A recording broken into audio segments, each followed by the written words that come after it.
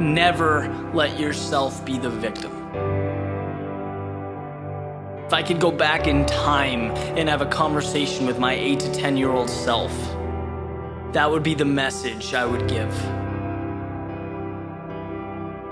Because when you think about it, you're a kid, things don't go your way, what do? You cry, you whine, you throw a fit, you want your parents to feel sorry for you.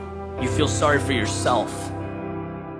It's how you deal with things at that age. And then you grow up, but you don't necessarily shed that habit, that mentality.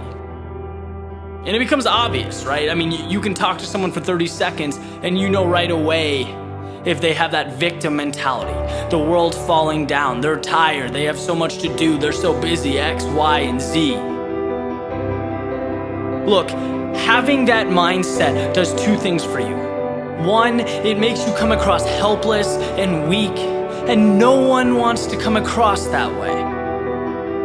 Two, it does not get you to where you're going. It does not change the situation. Right? Here's the reality. There is always a way to get what you want.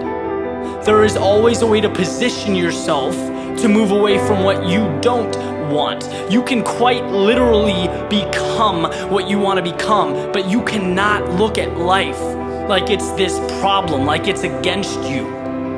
The ball is in your court.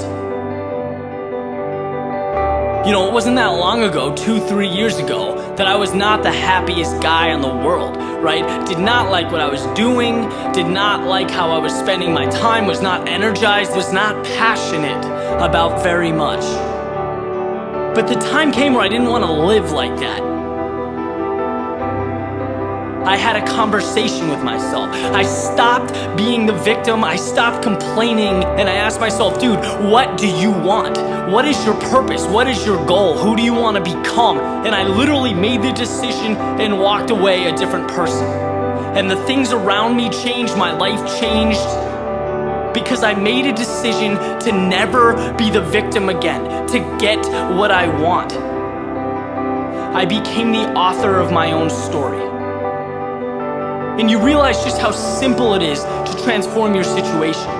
Not easy, right? And it takes time. But there's always a way to get from point A to point B. And this separates the world into two kinds of people. People who look at how things are, who accept reality as truth, who complain, and people who look at what can be, who make the most of any situation, look at life as if it's clay, to be molded, to be shaped. It seems funny to me, knowing what I do now, that I went through any of my life like a hamster on a wheel. That I talked to people every day who didn't energize me, that I didn't want to be around, that I did things I wasn't passionate about. That is insanity.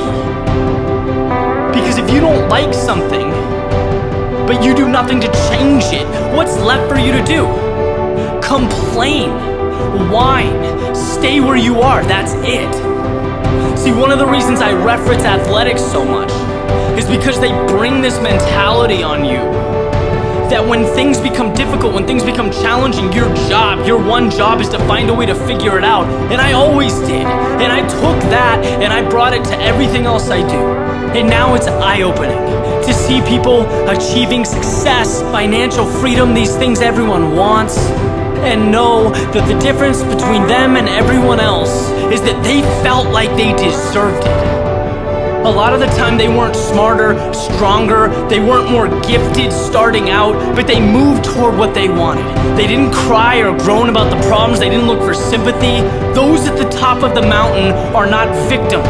They would never let themselves be victims. It's about the other side, the opportunity. Getting from where you are to what you want.